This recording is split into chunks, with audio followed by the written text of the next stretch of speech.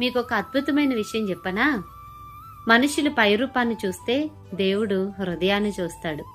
పరిశుద్ధ గ్రంథంలో హన్నా గర్భఫలం లేక ఎంతో మనోదుఖం కలిగినదై దేవుని సన్నిధిలోనికి వచ్చి తన యొక్క హృదయాన్ని కుమ్మరించుకుంటూ ప్రార్థిస్తూ ఉంటది.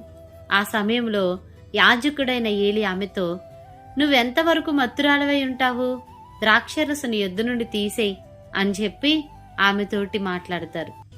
నిజానికి ఆమె ఎంతో మనోదుఖంతో తన యొక్క హృదయాన్ని ప్రభు సన్నిధిలో కుమ్మరించుకుంటూ ప్రార్థిస్తుంది. ఆ విషయాన్ని యాజకుడైన గమనించలేకపోయాడు. కానీ దానిని చూసినటువంటి దేవుడు ఆమె గర్భాన్ని తెరిచి ఆమెకు సమయాన్ని ఇచ్చాడు. హల్లెలూయా. అలాగే మనుషులు నీ హృదయాన్ని, నీ నలిగిపోయిన స్థితిని, నీ దుఃఖాన్ని, నీ వేదనను, నీ సమస్యను తెలుసుకోలేకపోవచ్చు.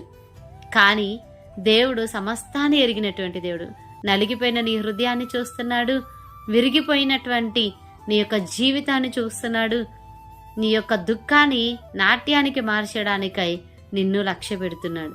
కాబట్టి ఎవ్వరూ నన్ను చూడట్లేదు, నన్ను లక్ష్య పెట్టట్లేదని ఏ మాత్రమూ దిగులు చెందకు.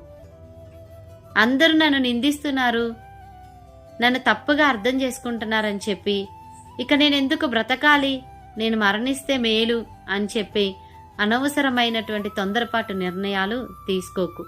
నిన్ను చూస్తూ, నిన్ను లక్ష్య పెడుతూ, నీకు సహాయం చేయడానికి నీ దేవుడు నీకు తోడై ఉన్నాడు. కాబట్టి ఆయన మీద లక్ష్యం ఉంచి నీ చింత, నీ భారం అంతా ఆయన మీద వేస్తే నిశ్చయంగా ఆయన నిన్ను విడువడు. నీకు సహాయం చేయుటకు ఆయన నీతి అనే దక్షిణ హస్తాన్ని నీ వైపు చాపుతాడు. ఆమేన్.